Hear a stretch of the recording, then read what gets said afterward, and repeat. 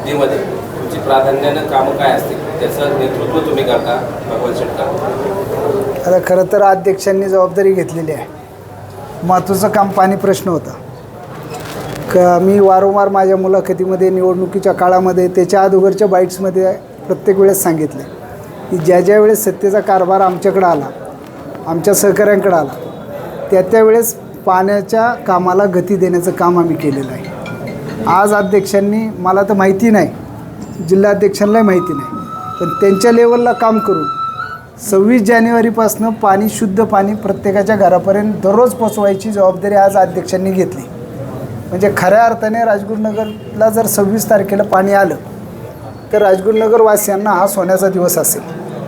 कारण वस्तुस्थिती अशी आहे, धरणात पाणी, टाक्या उभ्या राहिल्या, रायझिंग मेन पूर्ण तयार आहे, डिस्ट्रीब्युशनची पूर्ण तयारी आहे, पण पाणी तुमच्या आमच्या घरापर्यंत का पोचत नव्हतं? आता हा खरा प्रश्न राजगुरुनगरवासियांनी विचारला पाहिजे. आणि छोटा विषय होता, मोठ्या निधीची गरज नव्हती. आज बाकीच्या डिस्ट्रीब्युशन आणि बाकीच्या एक्स्ट्रा लाईनसाठी काम करावं लागेल. वार्ड नंबर 1, 2, 3 याच्यासाठी मोठी पाण्याची व्यवस्था करावं लागेल. त्या ठिकाणी पाण्याच्या टाक्या कराव्या लागतील. वार्ड नंबर त्या ठिकाणी 10 पासून 1, 2, 3 त्याच्या ड्रेनेज व्यवस्थेची व्यवस्था त्या ठिकाणी उभी करावं लागेल. मैला फिल्टरेशन प्लॅन्ट आपल्या गावचं ग्रामदैवत सिद्धेश्वर मंदिराच्या शेजारी आहे.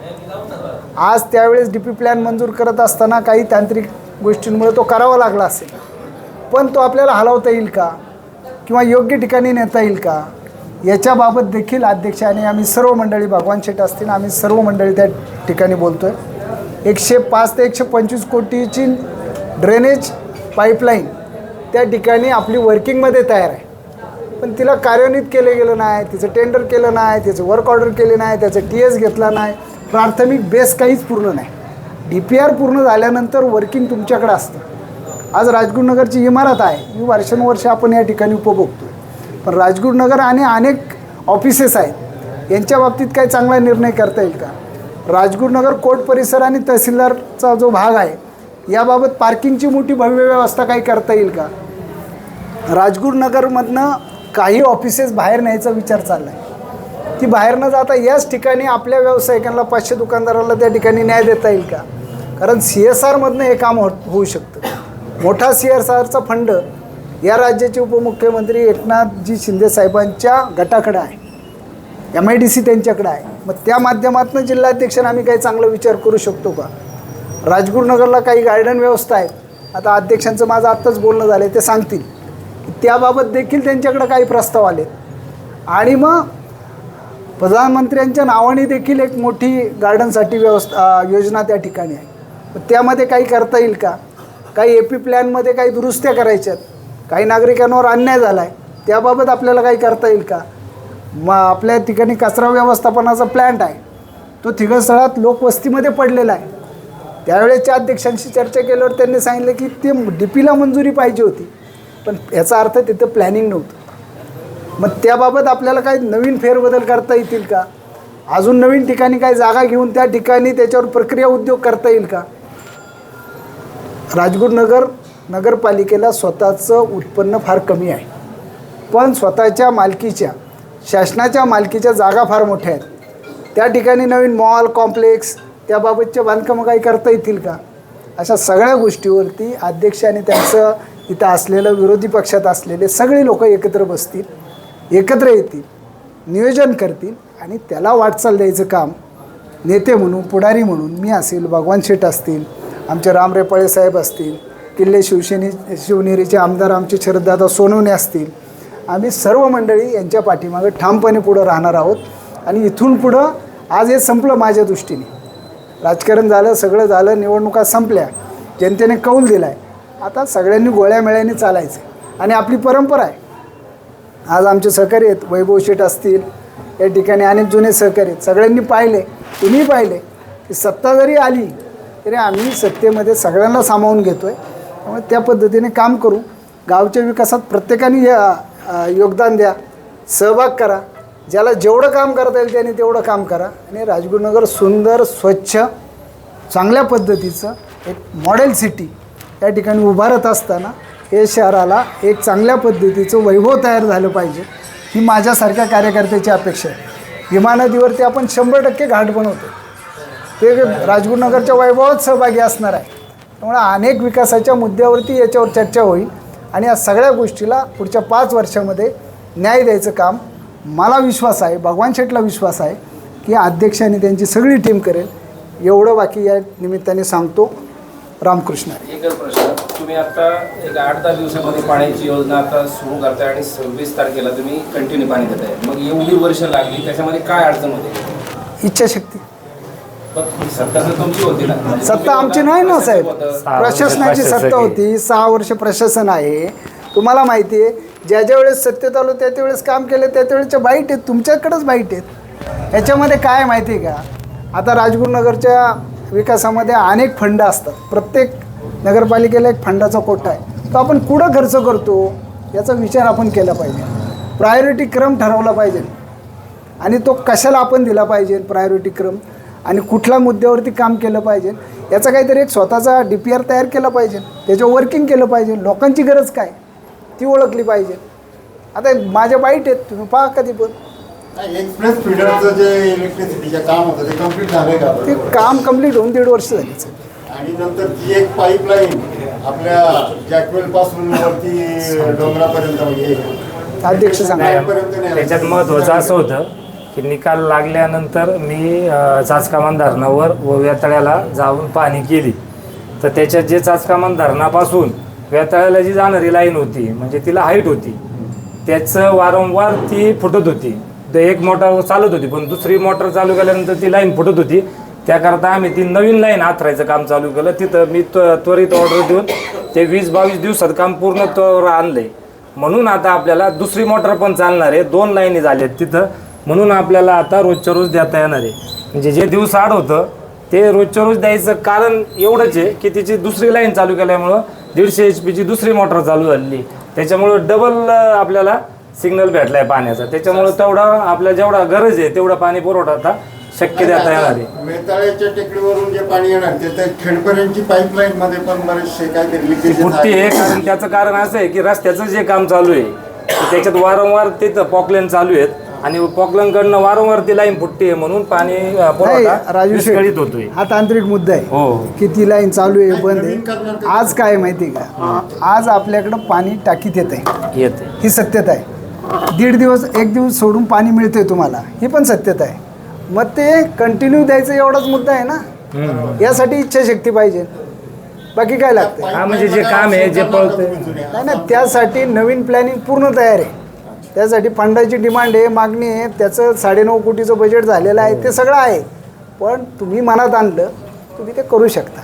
तुमचं 26 तारखेपासून स्वच्छ पाणी रोज मिळणार. रोज मिळणार आणि वाडा रोडचं आणि जी कोर्टाच्या मागची जी रस्त्याची पार्किंग व्यवस्था आहे त्याच्यावरती तुम्ही बोलला. नाही, पार्किंगचा विषय असा आहे की त्यामध्ये तहसीलदार कचेरीतला एक चांगला प्रस्ताव देऊन तहसीलदार कचेरी आणि आपली हे कोर्ट याच्यामध्ये तहसीलदार कचेरीची एक चांगली इमारत उभी केली.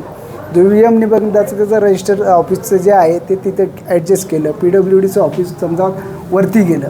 एका ठिकाणी ज्या ठिकाणी व्यवसायाला चालना मिळते अशी सगळी ऑफिसेस एका बिल्डिंगमध्ये आणली आणि चांगली इमारत बांधली. आणि CSRमधनं त्याला जर 5-10 कोटी रुपये आपण घेऊ शकलो. आता बॉच कंपनी कशी आली राजगुरुनगरमध्ये, तिने काय दवाखान्याचं काम केलं.